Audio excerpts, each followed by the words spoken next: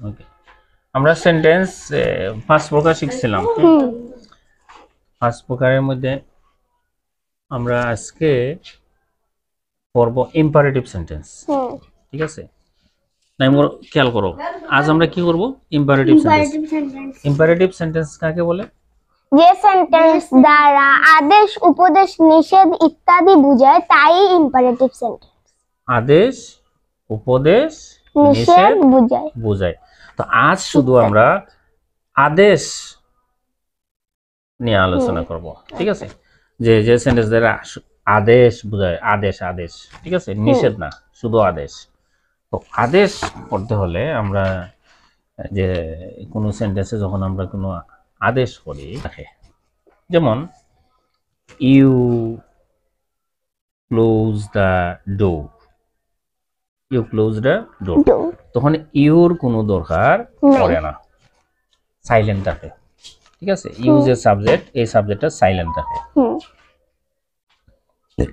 এখন যেটা, তাহলে আমরা কি পাইলাম? Verb plus object. ঠিক আছে, ইম্পারেটিভ সেন্টেন্সে আমরা প্রথমে ভার্ব প্লাস অবজেক্ট, ভার্ব আনি, তারপর অবজেক্ট। যদি কোনো সেন্টেন্সে তোমার আদেশ বোঝায়, মানে অর্ডার বোঝায় ইত্যাদি।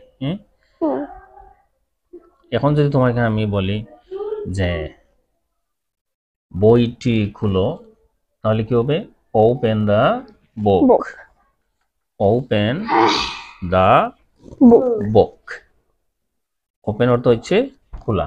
এখানে তোমাকে আমার ইউ ওপেন দ্য বুক বলার কোনো প্রয়োজন নাই।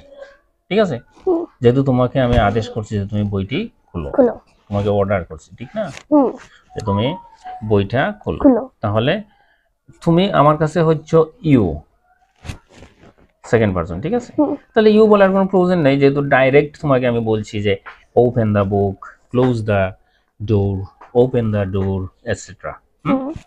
যখন আমরা ইম্পারেটিভ সেন্টেন্সে যখন ডাইরেক্ট কোনো ব্যক্তিকে কোনো কিছু নির্দেশ করব, আদেশ করব, তখন কিন্তু আমরা ইউ আনার প্রয়োজন নাই। ঠিক আছে, তো ইম্পারেটিভ সেন্টেন্সে যে আদেশে আমরা নেগেটিভ সেন্সে করি, আবার এফার্মেটিভ সেন্সেও করি। আমরা শুধু আজ এফার্মেটিভ সেন্সে কি করতেছি? আলোচনা করতেছি। হ্যাঁ, আগামী ক্লাসে আমরা নেগেটিভ সেন্সে আলোচনা করব। ঠিক আছে, তাহলে একটা এক্সাম্পল আমি দেই, নাইমুর খেয়াল করো। হ্যাঁ, ওকে, লিসেন টু মি। নাইমুরকে আমি বললাম লিসেন টু মি, তাহলে লিসেন হচ্ছে কি? ভার্ব।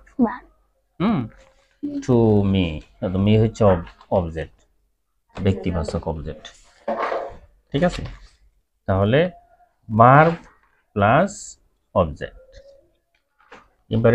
ইম্পারেটিভ সেন্টেন্সে সরাসরি কি আসে? সাবজেক্টটা সাইলেন্ট থাকে এবং ভার্ব, প্রথমে ভার্ব আসে, তারপরে কি? অবজেক্ট।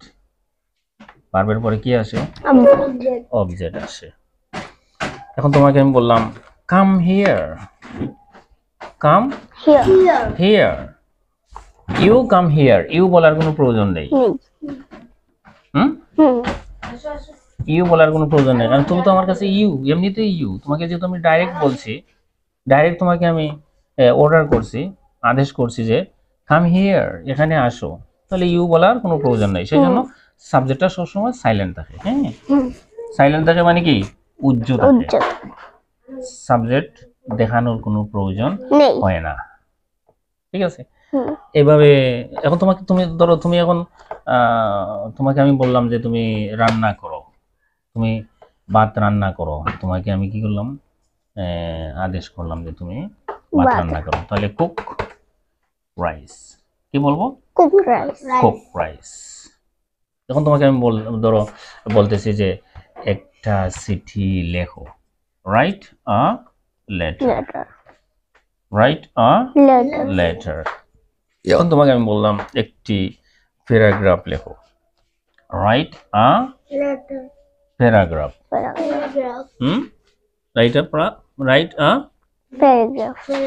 প্যারাগ্রাফ। তাহলে ইম্পারেটিভ সেন্টেন্সে আমরা যে এখানে কোনো নেগেটিভ সেন্স নেই, শুধু অ্যাফার্মেটিভ সেন্স নিয়ে আমরা আলোচনা করছি। আমরা পরবর্তী ভিডিওতে নেগেটিভ সেন্সে ভিডিওটা তৈরি করব, ঠিক আছে? তাহলে তুমি একটা উদাহরণ দাও। যেমন you close the door, you close the door, তখন ইউর কোনো দরকার পড়ে না, সাইলেন্ট থাকে, ঠিক আছে? ইউ যে সাবজেক্ট, এই সাবজেক্টটা সাইলেন্ট থাকে।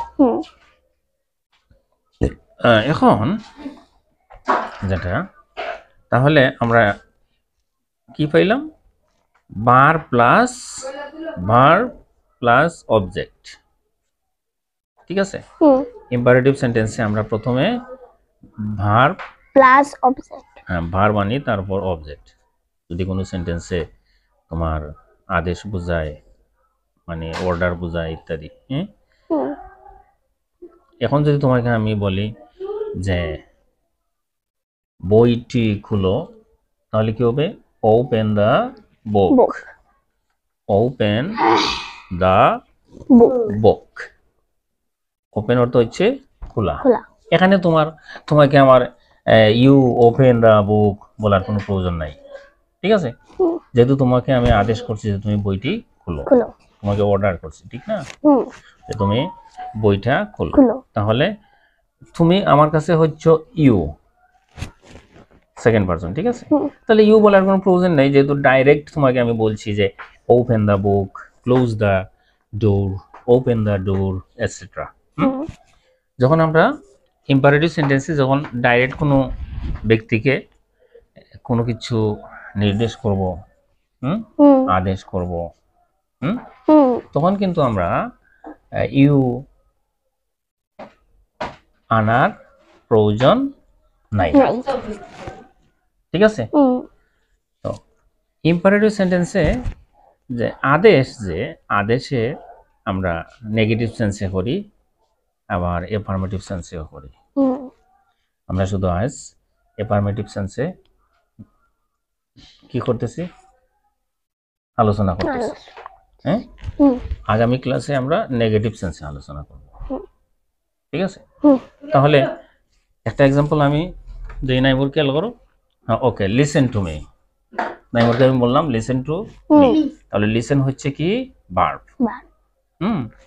টু মি, তো মি হচ্ছে অবজেক্ট, ব্যক্তিবাচক অবজেক্ট, ঠিক আছে? তাহলে ভার্ব প্লাস অবজেক্ট। ইম্পারেটিভ সেন্টেন্সে সরাসরি কি আসে?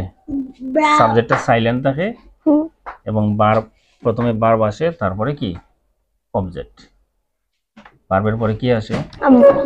অবজেক্ট আসে। এখন তোমাকে আমি বললাম come here, come here, you come here, you বলার কোনো প্রয়োজন নেই। ইউ বলার কোনো প্রয়োজন নেই, কারণ তুমি তো আমার কাছে ইউ, এমনিতেই ইউ। তোমাকে যেহেতু আমি ডাইরেক্ট বলছি, ডাইরেক্ট তোমাকে আমি অর্ডার করছি, আদেশ করছি যে কাম হিয়ার, এখানে আসো, তাহলে ইউ বলার কোনো প্রয়োজন নেই। সেই জন্য সাবজেক্টটা সবসময় সাইলেন্ট থাকে। হ্যাঁ, সাইলেন্ট থাকে মানে কি? উজ্জ্ব থাকে, সাবজেক্ট দেখানোর কোনো প্রয়োজন হয় না, ঠিক আছে? এভাবে এখন তুমি ধরো, তুমি এখন তোমাকে আমি বললাম যে তুমি রান্না করো, তুমি ভাত রান্না করো, তোমাকে আমি কি করলাম? আদেশ করলাম যে তুমি ভাত রান্না করো, তাহলে কুক রাইস। কি বলবো? Cook rice.